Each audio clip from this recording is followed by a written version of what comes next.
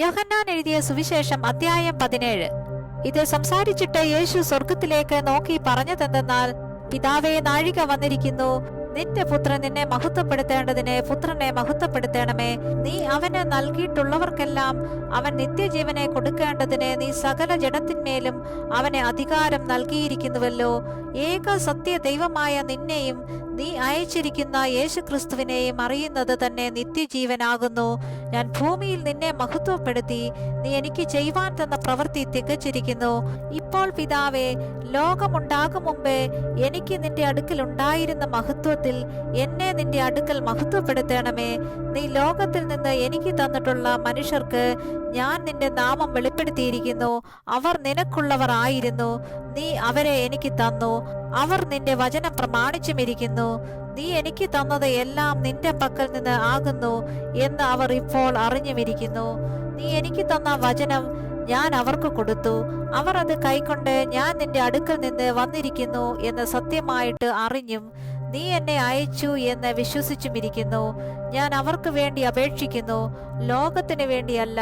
നീ എനിക്ക് തന്നിട്ടുള്ളവർ നിനക്കുള്ളവർ ആകൊണ്ട് അവർക്ക് വേണ്ടി എത്രയോ ഞാൻ അപേക്ഷിക്കുന്നത്. എന്റേതെല്ലാം നിന്റേതും നിന്റേതെല്ലാം എന്റേതുമാകുന്നു.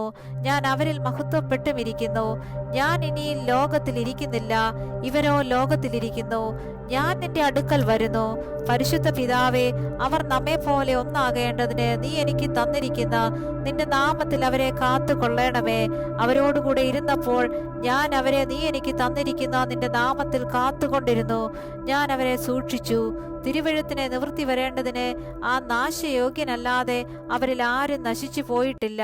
ഇപ്പോഴോ ഞാൻ നിന്റെ അടുക്കൽ വരുന്നു.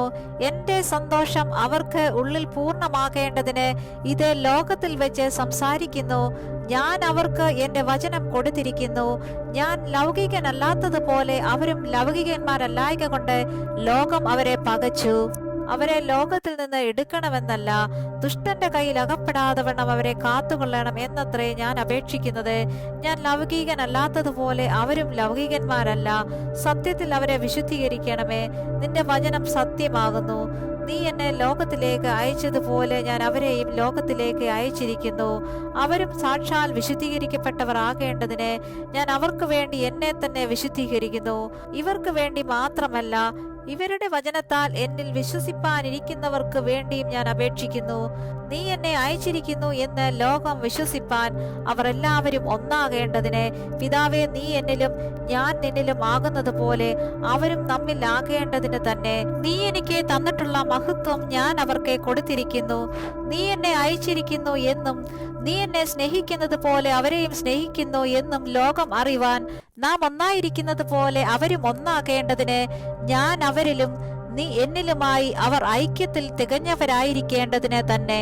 പിതാവേ, ലോകസ്ഥാപനത്തിന് മുമ്പേ എന്നെ സ്നേഹിച്ചിരിക്കുക കൊണ്ട് എനിക്ക് നൽകിയ മഹത്വം നീ എനിക്ക് തന്നിട്ടുള്ളവർ കാണേണ്ടതിന് ഞാൻ ഇരിക്കുന്ന ഇടത്ത് അവരും എന്നോടുകൂടെ ഇരിക്കണം എന്ന് ഞാൻ ഇച്ഛിക്കുന്നു. നീതിയുള്ള പിതാവേ, ലോകം നിന്നെ അറിഞ്ഞിട്ടില്ല, ഞാനോ നിന്നെ അറിഞ്ഞിരിക്കുന്നു. നീ എന്നെ അയച്ചിരിക്കുന്നു എന്ന് ഇവരും അറിഞ്ഞിരിക്കുന്നു. നീ എന്നെ സ്നേഹിക്കുന്ന സ്നേഹം അവരിലാകുവാനും ഞാൻ അവരിലാകുവാനും ഞാൻ നിന്റെ നാമം അവർക്ക് വെളിപ്പെടുത്തിയിരിക്കുന്നു, ഇനിയും വെളിപ്പെടുത്തും.